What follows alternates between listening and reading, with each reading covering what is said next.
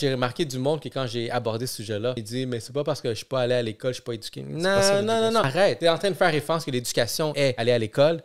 Tu as besoin d'éducation. À chaque fois que tu...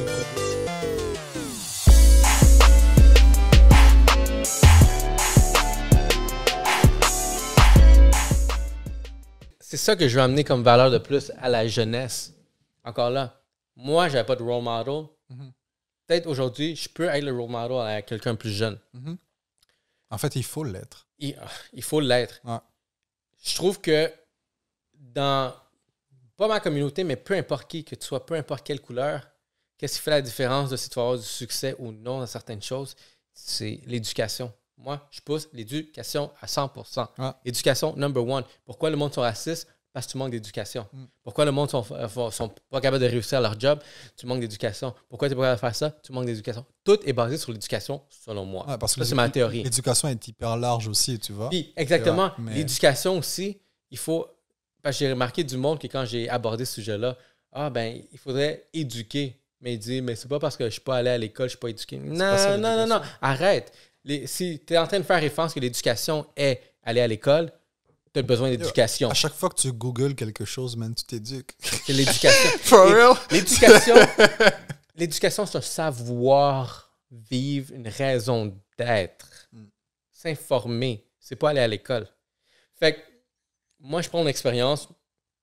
J'ai réussi à partir ma business parce que j'ai été éduqué sur il y a des programmes dans le gouvernement qui veulent que je fasse ça. Tu les connais. C'est clair. Tu viens du même background que je viens. Fait que je sais que tu connais ces programmes-là. Mais ça, c'est clair. Tu sais, mes amis dans le temps me disaient laisse Calando faire les recherches, man. Il sait comment utiliser Google. Ils savent c'est qui le hacker. Exactement. Google, man, c'est là que ça se passait pour moi, tu vois. Je me souviens la première fois, j'étais intéressé par l'entrepreneuriat. En Haïti, je faisais des trucs, mais le mot entreprendre quelque chose ici au Québec, c'était un peu plus nouveau pour moi. J'étais allé sur Google, man, j'ai écrit entreprise, business, j'ai écrit des trucs de même.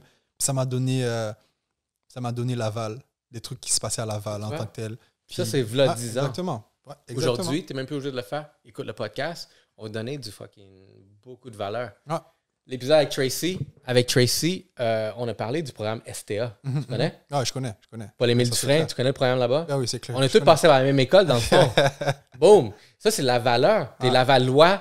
Pose-nous la question, c'est quoi le programme STA? C'est quoi le programme à Paul-Émile Dufresne? Parce qu'on a tous passé, on est tous dans le même créneau, on a tous passé par ça, dans la même ville, dans la même région, puis on est là aujourd'hui. Ouais, il n'y a personne là, il y a un side job, c'est ça notre job. Exactement. Tu sais, tantôt, je disais qu'il faut créer de la richesse. Présentement, ça fait près de 5 ans qu'il y a un problème au Québec, mais que les gens n'en parlent pas beaucoup.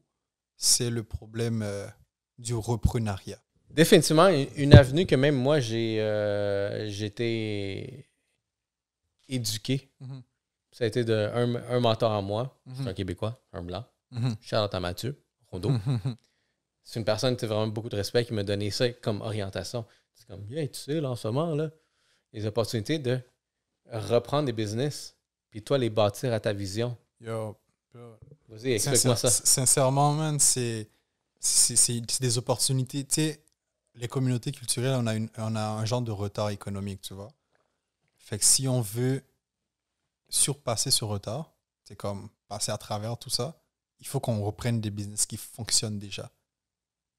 Je dis pas qu'il faut qu'on arrête de créer des nouveaux business, mais je parle, il faut prendre des business qui existent déjà, dès que tu l'achètes, ça va te donner un salaire tout de suite. C'est une bonne stratégie. Exactement. Puis acheter cette business, les gens auront l'impression, j'ai pas 1 million.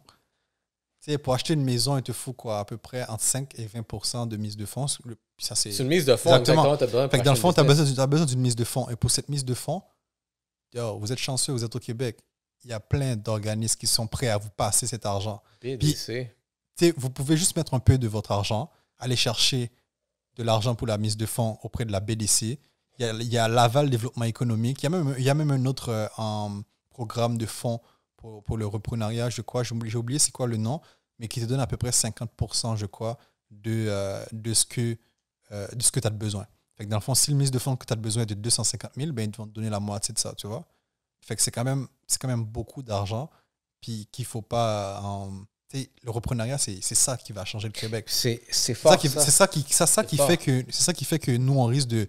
En fait, on pourrait surpasser notre retard en termes d'économie, tu vois. À la place de créer un studio, s'il y a un studio qui est à vendre, les gars, moi, ça me plairait de le reprendre, tu vois. Ça me plairait de le reprendre à la place de créer quelque chose de A à Z. Mais je prends un studio, je l'achète, je le mets le mise de fonds nécessaire, tu passes tout ce prêt-là sur le nom de l'entreprise qui fonctionne déjà. C'est plus toi qui endosse. Au début, tu endosses, mais tout l'argent, tu le remets, tout l'argent que tu dois, tu le remets sur le nom de l'entreprise. Fait que c'est l'entreprise qui doit, maintenant c'est plus toi qui dois. Puis l'entreprise te donne un salaire en plus de ça, tu vois. Fait qu'il faut qu'il y a des manières de faire, bien sûr, pour t'assurer que l'entreprise est capable de prendre le prêt, on s'entend. Mais l'entreprise te donne un salaire à la seconde que tu mets les pieds dans l'entreprise, tu vois. La seconde que tu signes, tu commences à travailler, tu as un salaire. Puis en plus de ça, il y a même un fonds en gouvernement qui existe qui permet que le président actuel, la personne qui dirige, que la personne qui dirige l'entreprise actuellement, le gouvernement peut lui donner un salaire, un certain salaire pour qu'il reste avec toi, pour qu'il te montre comment fonctionne la business. T'sais, il te fait rencontrer les employés, il te fait rencontrer les fournisseurs, il te fait rencontrer tous les gens que tu as besoin pour que tu sois solide. Dans le reprenariat, sincèrement, moi, je suis très intéressé. Je n'ai pas encore repris une entreprise parce que je suis extrêmement occupé avec mon entreprise actuellement. Ça, c'est quelque chose que je vais faire absolument, tu vois. Puis le reprenariat, je le conseille fortement à toute personne. Quoi, de j'aime que tu as abordé ça parce que je suis d'accord avec toi à 100%. Moi, j'en ai discuté avec ma femme.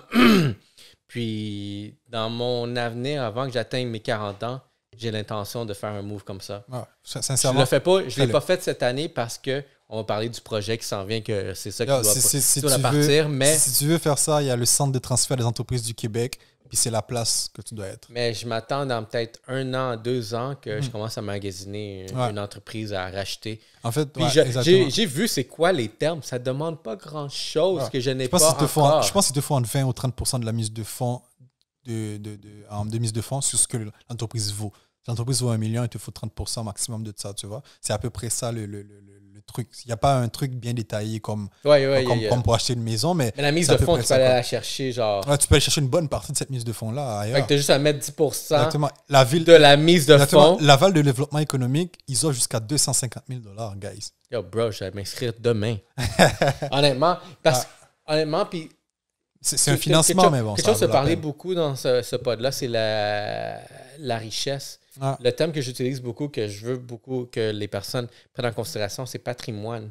Parce que c'est pas une question d'être riche. Arrêtez de vouloir être riche, d'avoir la grosse voiture, c'est ça. C'est pas ça le rêve, c'est pas ça le but. C'est le patrimoine. Je trouve qu'il y a personne dans nos communautés qui parle de patrimoine. Ouais.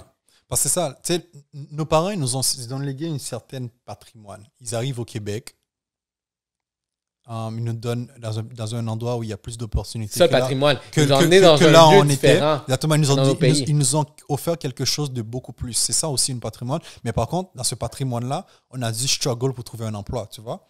Mais quand on crée notre propre patrimoine matériel, ça fait que nos enfants, plus tard, ils ne vont pas struggle pour trouver un emploi. Ils pourront venir travailler chez nous. Tu vois ce que je veux dire? Puis tu sais c'est aussi ça.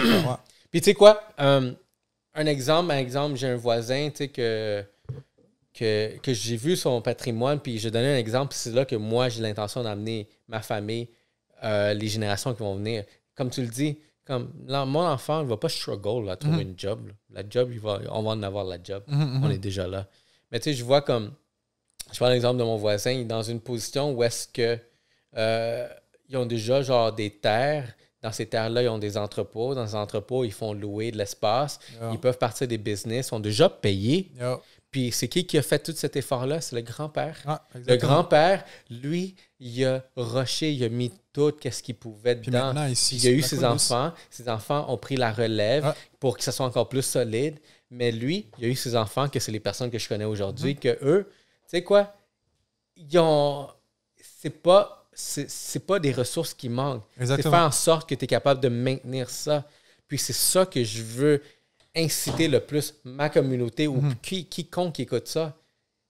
comme, il faut bâtir des patrimoines. Il faut que qu'est-ce qu'on bâtit aujourd'hui peut être transféré à la prochaine génération. Absolument. C'est ça, la richesse.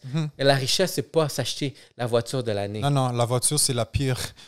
C'est le pire investissement que tu peux faire, c'est de t'acheter une voiture, tu vois. Vraiment, c'est le pire investissement à faire au monde, quoi. Une voiture, il y a des voitures que tu peux collectionner et qui prennent de la valeur, oui.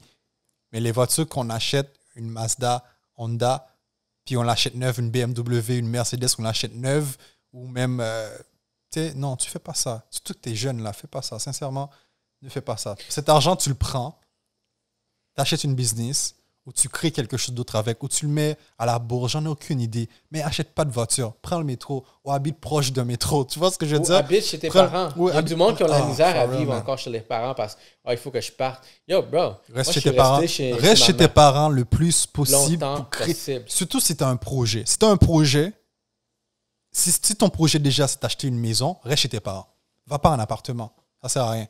Parce qu'ils veulent, là, je veux mon indépendance. Ouais, ton indépendance, tu vas l'avoir. Mais c'est ça, parce que c'est ça aussi le truc, c'est qu'il faut planifier son indépendance. Tu ne vas pas l'avoir juste parce que tu sors de chez tes parents comme ça. Parce que tu sors chez tes parents, après tu vas dormir où? Dans le métro, quand tu n'arrives plus à payer. Tu vois ce que je veux dire, l'appartement? Tu retourner chez tes parents, exactement, puis ton orgueil, il va sortir. Exactement. L'idée, c'est vraiment de rester chez tes parents le plus longtemps possible, que tu es libre financièrement parlant, ou du moins que tu es assez à l'aise, aisé financièrement parlant, puis c'est là que tu quittes, quoi.